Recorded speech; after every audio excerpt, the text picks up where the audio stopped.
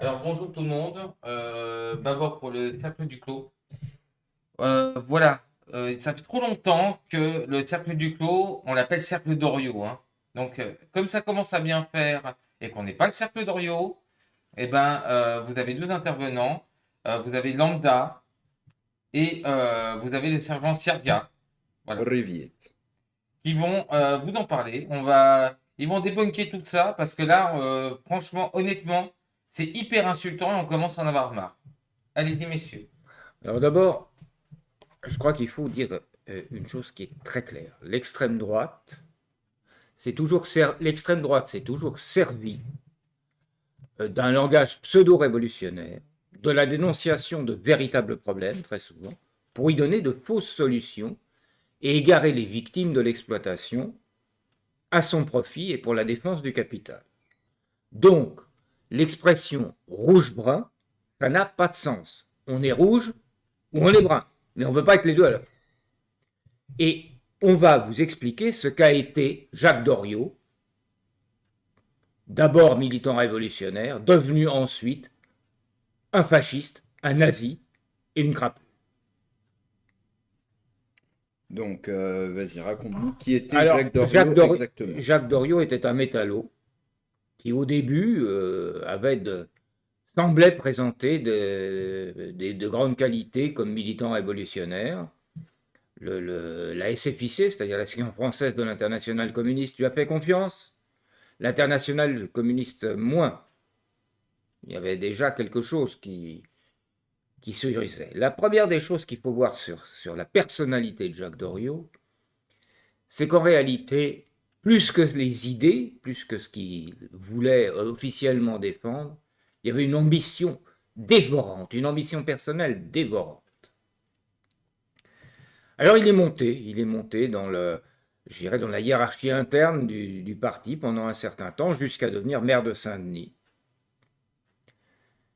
Et puis, petit à petit, parce qu'on ne lui donnait pas, on a donné l'international à Adoubé après que les membres du parti l'aient élu Maurice Thorez comme secrétaire général du Parti communiste français, bah, ça n'a pas plu du tout à monsieur Jacques Doriot.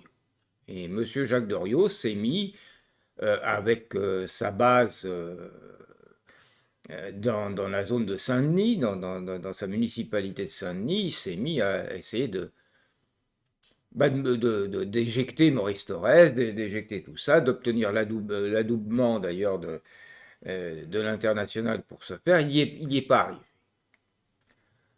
Alors il a commencé à taper, à casser du sucre sur le dos du parti, tout simplement, et puis il s'en est suivi ce qui était logique qu'il s'en suive, c'est-à-dire qu'il a été exclu.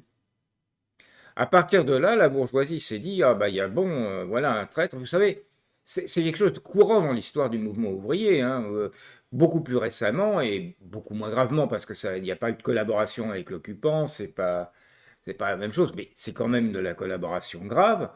Il y a des syndicalistes qui se sont achetés parfois, hein. Il y a même des confédérations qui se sont achetées. Vous avez entendu CFDT? Oh, je ne l'ai pas dit, mais enfin je le pense tellement fort. Euh, voilà le problème auquel on est confronté. Et alors, il y a les circonstances historiques qui ont fait que ce monsieur, bah, il est devenu un chantre de la collaboration directe avec l'occupant nazi. Il a même eu un grade, Jusqu'à même porter et l'uniforme il a porté l'uniforme sur le front de sur le l'Est. front de l'Est. Voilà. Et Doriot, c'est aussi quelqu'un qui est devenu, la bourgeoisie l'a bien pris en main de ce point de vue-là, les belles soirées, les bons restaurants, les petites P1, Mhm. hein, et etc. Tout ça, ça a formé ce personnage complètement corrompu. Alors moi, je voudrais bien qu'on m'explique, hein, je voudrais bien qu'on m'explique ce qu'il y a de commun entre cette ordure, ce, ce, ce franc salaud, et des gens qui maintiennent une ligne parfaitement marxiste-léniniste, qui n'ont aucune ambition personnelle. Aucune. Nous, on veut servir. Servir les exploités, servir le prolétariat, servir notre peuple, servir notre nation. Et le jour où inéluctablement, que ce soit avec nous ou avec quelqu'un d'autre d'ailleurs, eh bien, enfin, on libérera ce pays du capitalisme, ben nous, on aimerait bien retourner à nos chères études. Moi, je suis vieux, à mes petites manies de retraité, hein. Et puis, pour les plus jeunes, Charlie, je pense au journalisme, Au journalisme, à la à la traduction, des traduction, choses comme ça. Mais on n'a pas vraiment envie de devenir des politicards professionnels. des apparatchiks. D'ailleurs, on fera tout, nous, en tant que militants, pour que les structures du socialisme à la française ne permettent pas à ce genre de personnage d'accéder au pouvoir. Voilà. Alors je vais passer un peu la parole à Charlie qui va vous expliquer ce que lui en pense. Voilà, donc de ce que dit Lambda, euh, on voit donc déjà qu'historiquement, le bonhomme, euh, certes, partait peut-être au début d'une bonne intention en tant que progressiste, mais visiblement, on voit au fur et à mesure, et l'histoire nous apprend, que cette espèce d'ordure qui finira par porter l'uniforme nazi sur le front de l'Est, euh, on apprend finalement que le type n'était qu'un carriériste. Je pense qu'on a bien démontré et qu'on le démontrera par la suite que nous, on n'en a rien à foutre du carriérisme, des grades, des titres ou je ne sais quoi. Euh, Se faire affilier à Dorio, c'est quand même insultant, dans la mesure où Dorio était, du coup, on a dit que le rouge-brunisme, c'était des conneries, ça n'existait pas, c'est une invention. D'ailleurs, c'est une invention utilisée par la bourgeoisie, qui sert grandement la bourgeoisie, hein, le Si rouge-brunisme. tu permets, là-dessus, c'est très clair.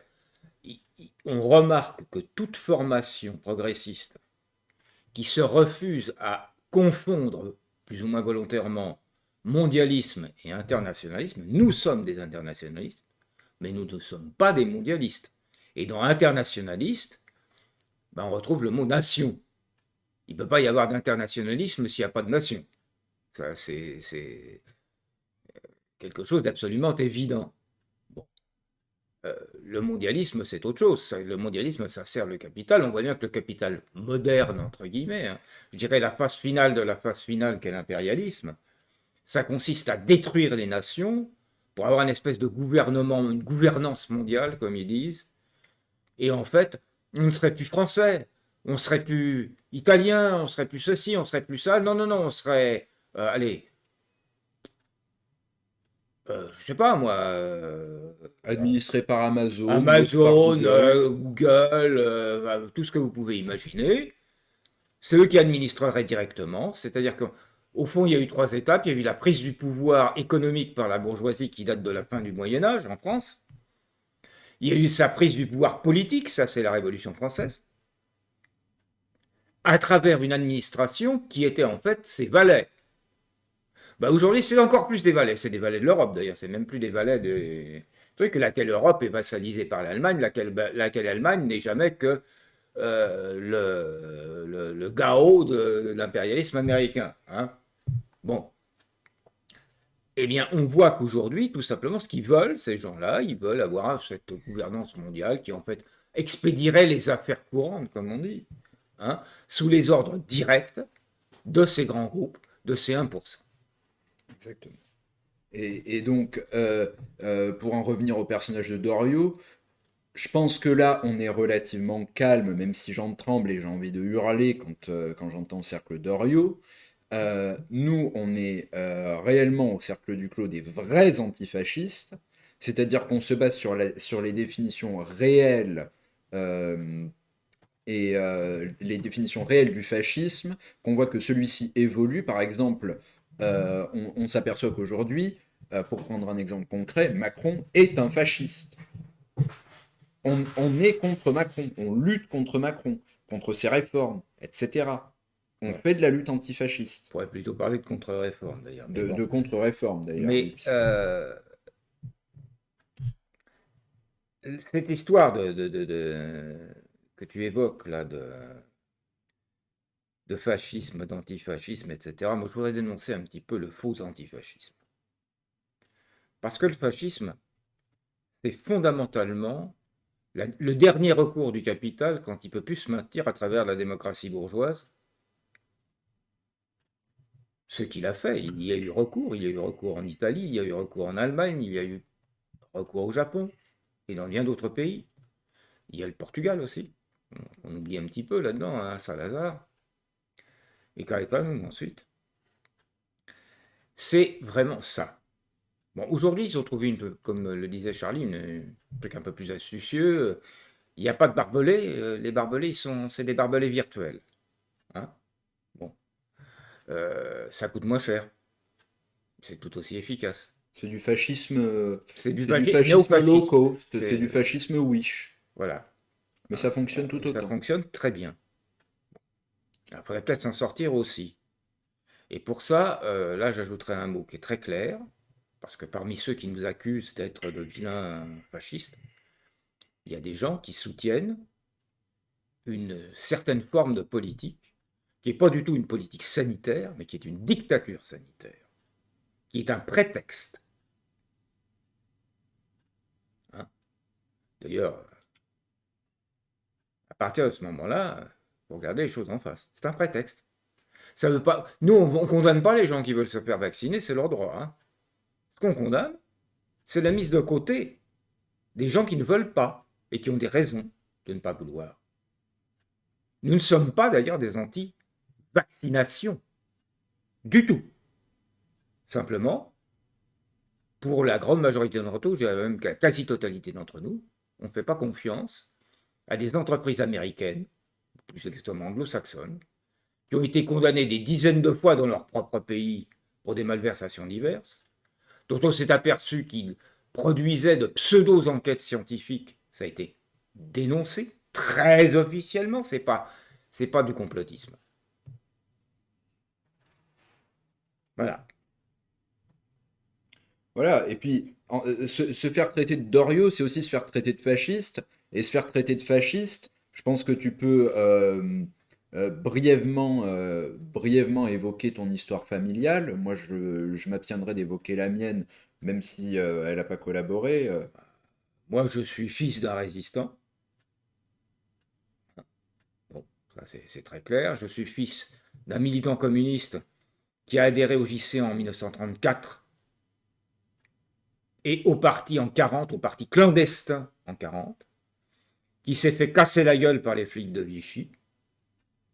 Bon, il serait trop long de raconter comment les camarades ont réussi à faire sortir, lui et quelques autres, à les faire sortir d'une prison marseillaise à l'époque. Puis ensuite, on lui a dit, tu fous le camp, tu prends le premier maquis que tu trouves. Alors, il est monté dans les Landes.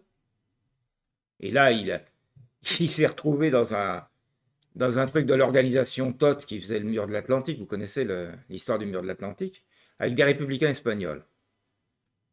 Alors, la journée, il travaillait pour l'organisation TOT et la nuit, il faisait péter ce qu'ils avaient fait le jour. Jusqu'au jour où bah, il a été dénoncé. Et ce qui s'est passé, c'est qu'il a eu le pot. Il a eu le pot de tomber sur des gendarmes patriotes. Faut le dire quand il y en avait encore à cette époque-là, je sais pas, j'espère qu'il y en a encore aujourd'hui. Euh, et les gendarmes se sont arrêtés à l'autre bout du village, à la boulangerie, en disant à la boulangère d'aller prévenir qu'il se taille, qu'on ne retrouve pas. Et là, il est reparti trouver un autre maquis, puis il a fini en Dordogne Sud, hein, dans le Bergeracois, à la limite de la Gironde. Et ils se sont retrouvés, tous ces maquis de cette zone-là, d'ailleurs, à former le seul régiment d'artillerie formé de maquisards, qui s'est retrouvé sur le front des poches de l'Atlantique, et qui, entre autres, ont libéré Ré et Oléron, etc. Enfin, c'est toute une épopée. Alors moi, quand on me traite de fasciste, là, je suis calme, mais je peux voir extrêmement rouge. Ça, je peux vous le dire. Mais très, très.